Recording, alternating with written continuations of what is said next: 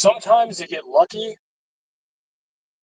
sometimes you get cheated, and sometimes you end up with exactly what you deserve. And I hate the result, especially given the better effort from so many people on the Wisconsin football team the last third of the season. But the 17-7 loss in Minneapolis today was probably the most fitting example of what this team deserved, given where it was. And so I'm clear, when I say get what you deserve, I don't mean that I would look these kids in the eye who are fighting and scrapping for the Badgers and say, ha, what you deserved. I mean, collectively, from the top down, McIntosh, Fickell, Grimes, on down the line. This was a fitting ending, guys. I don't know what to tell you. I can't sugarcoat it. Now, does that mean it wasn't a winnable game for Wisconsin? No, it was a winnable game for Wisconsin.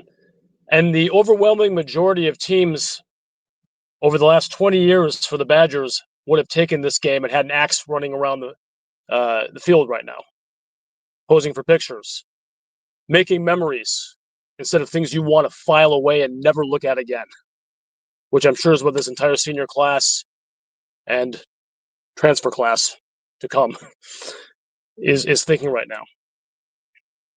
Let me back it up a little bit. It's going to be less a dissection of the play-by-play things that could have gone differently, because there are several things that I took exception to today from a coaching perspective. It's going to be a very interesting report card for me in Bucky's fifth quarter. By the way, if you're here, like and subscribe. Not because you like that game, not because you want to hear horrible things about the Badgers, but because it helps this podcast get out there. And I really appreciate it. But getting back to what we just saw and where it was and the things I would have done differently. Yep. Not going to go over the play calls. I'm not saying it seemed like Fickell was trying like for a higher draft pick, but he has something for Hunter Simmons. I'm not sure what it is. There's a thing there. There's something he sees that we don't, especially on a snowy day where yards were hard to get. Incredible bitter cold might, in some sense, cut towards a kid who runs the ball more. But Hunter Simmons doesn't turn it over like he did. Who knows? But there's nothing about what Hunter Simmons has done this season that would lead someone to the conclusion that he was not going to turn the ball over. So this is I guess sounding like I'm complaining. I said I wouldn't do that. I'm not complaining. I'm making observations about this team, where it is, and coming to the conclusion that, as I noted at the outset, it's fitting, guys. This is how we were supposed to feel. The problem with hope and with two very quality wins in the last three games before this is that you get out in front of your skis a little bit. And I was trying to caution not to do that. I did pick a narrow Wisconsin win today for my most likely scenario, but I couldn't help but, in the back of my mind, and maybe a little more so when I was talking to people about this, be concerned that a game like this would happen, that some of the things that had dogged us all season would come to show themselves again in this game, that some of the strange play calls and coaching and personnel things that we had been wondering about all season would show themselves in this game.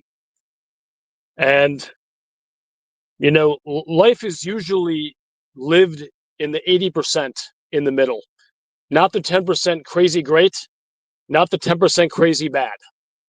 And today was no exception, guys. There's just, look, Minnesota was cleaner with the ball, 3 turnovers to 0, and deserved to win the game. That's it. Those turnovers are flipped. Wisconsin wins the game. So the team that played a little bit better, because this was a reasonably fair matchup in terms of skill.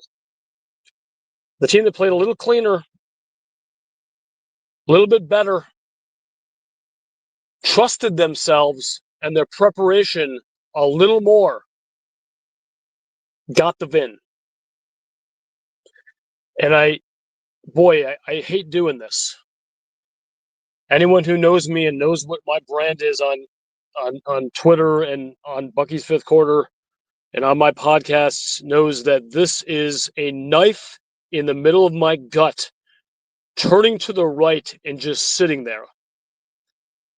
But you got to give PJ Fleck his roses, guys. He is. I got to take a deep breath before I do this. He is now over 500 against Wisconsin, 5-4 in his 9 years. He has won 4-5 against Wisconsin. He's won 2 straight against Wisconsin. And there's been nothing fluky about what he has done. He has been better. His team has been better than the product on the field that Wisconsin has put out there in those games. Yeah, a number of the games that Wisconsin lost were winnable. I think about one from 2021 with Graham Mertz. Wisconsin should have won that game. And the X's and O's and nuts and bolts weren't exactly like today, but it was the same kind of vibe. You're leaving points on the field because of turnovers. You know, maybe the calls don't always go your way, but that's not why. The officials were not why Wisconsin lost today. But when Minnesota got that touchdown to go up 17-7, a lot of time left. Wisconsin had some positive things going on both sides of the ball periodically. Did you not think it was over, guys? Did you not think it was over? I mean, can you imagine being Illinois and watching this game and saying, how the hell did we get soundly beaten by that team? A team that with a game down 10 points against a mediocre 6-win team, it was pretty much over in the third quarter. I don't know, guys. I'm not saying getting blown out would have left a better taste in my mouth, but having a game you could have won but didn't because of so many things you have seen that kept happening again, undoing so much of the good you've seen the last month, and just leaving you with a sick feeling going into the season. I don't know, guys. I think that's going to be a bountiful transfer portal. Praying we can hold on to our recruiting class. I mean, you can make the argument if these guys stuck around this long, they're gonna stick it out. The guys like Amari Latimer and the gunslinger from California, Hopkins. So that's probably not that material. But as far as the vibes you were carrying into the offseason, it's a sick thought. And it is what Wisconsin deserved. I would like to hear what y'all think in this. At this point, I don't think I probably need you to tell me, but leave some comments in the comment section. I do appreciate the fact that you listen to this through a terrible season, through a complete disappointing season. You have stuck with me in my efforts here to bring you the real stuff. And I no doubt we'll have a lot of comments and a lot of new podcasts coming with the portal, with some coaching stuff, all that. So thank you for being a scary old Verezian. I really do appreciate it. And I want to leave you with this. All hope is not lost. And I'm going to have a podcast on what needs to be different for next year. Things you need to see as an absolute floor, as an absolute minimum from Luke Fickell going forward to have hope for next year. Okay, there's going to be those shows, and they're going to be coming. And it's going to involve getting some new position coaches in a few positions. That's no damn doubt about that. But I do want to thank you, as I said, for hanging on with me. And I'll keep it as real as I can keep it. But I feel sick for those seniors. I feel sick for a lot of those dudes on the defensive line who just blood, sweat, and tears. And Ben Barton, the professional kick blocker, Ben Barton. Thank you, gentlemen. Thank you for caring enough to stick with this program. through a horrendous stretch. And I wish you all nothing but best in the future. Thank you for tuning into the Scary Alvarez podcast. Scary Alvarez is out.